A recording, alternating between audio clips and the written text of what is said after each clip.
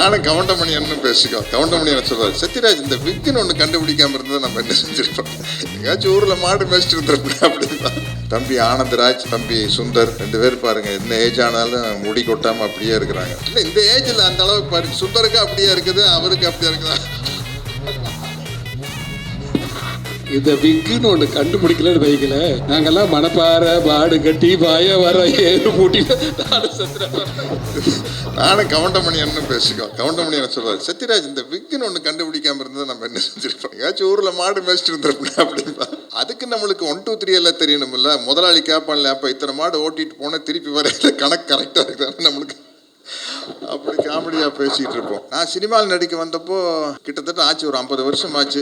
நான் 78 முதல் படம் வந்தது. பல்லு எனக்கு இப்போவே பெருசு, அப்போ ரொம்ப பெருசாக இருக்கும். இப்போ கொஞ்சம் வயசானங்காட்டி அப்படியே அந்த முகத்து சதையெல்லாம் இறங்கல, மேல் உதடும் கொஞ்சம் இறங்கி பல்ல மூடிட்டு இருக்குது. இல்லாட்டி அப்பெல்லாம் இந்த அளவுக்கு இருக்கும். போய் சிவகுமார் அண்ணா கிட்ட தான், அப்பா கிட்ட தான் போய், அண்ணா பல்லு ரொம்ப பெருசாக இருக்குன்னு என்னென்ன பண்ணுறது அப்படின்னா, இது கோயம்புத்தூர்லேருந்து கிளம்பிலேயே இதெல்லாம் யோசிச்சு வர வேண்டாமா, இங்கே வந்து சொன்னேன். அதே பல்லு தானே கோயம்புத்தூர் இருக்கும்போது இருந்த அளவுக்கு தான் பல்லு இங்கேயும் இருக்குது. அண்ணா இதுக்கு ஏதாச்சும் ஒரு வழி சொல்லுங்கண்ணா அப்படின்னா.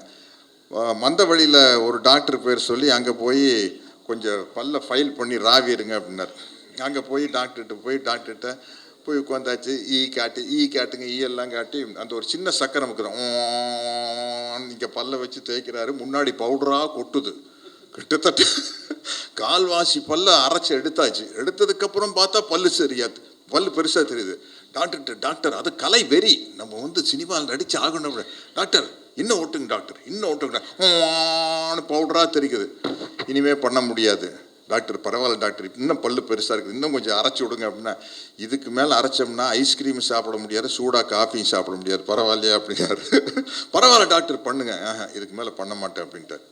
அதுக்கப்புறம் அப்படியெல்லாம் பல்ல சின்னது பண்ணி நடித்து கிட்டத்தட்ட ஒரு 250 படம் நடித்ததுக்கப்புறம் கார்த்திகிட்ட வந்து மாட்டுனா, நலன் குமாரசாமி சார் இந்த படத்தில் இதில் நான் வில்லனாக நடிச்சுக்கிறேன், வாத்தியார் படத்தில் வில்லனாக நடிச்சுக்கிறேன் பாருங்க, ஏதாச்சும் ஒரு டிஃப்ரெண்ட்டான கெட்டப் பண்ணலாம் சார். என்ன சார் பண்ணலாம்? பல்லு வச்சுட்டா சார்.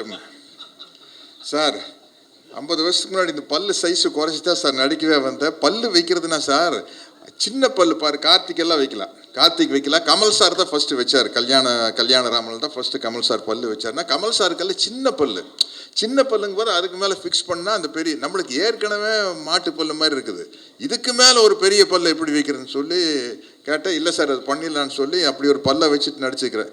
அப்பா வந்து பல்லை சின்னது பண்ணி விட்டார், மகன் வந்து பல்லை பெருசு பண்ணி விட்டார். என்ன பண்ணுறது?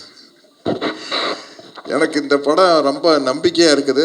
அதனால் வந்து இந்த படம் வந்து கண்டிப்பாக ஜெயிக்கணும். தம்பி ஞானவேல் ராஜாக்காக கண்டிப்பாக ஜெயிக்கணும், தம்பி கார்த்திக்காக ஜெயிக்கணும்.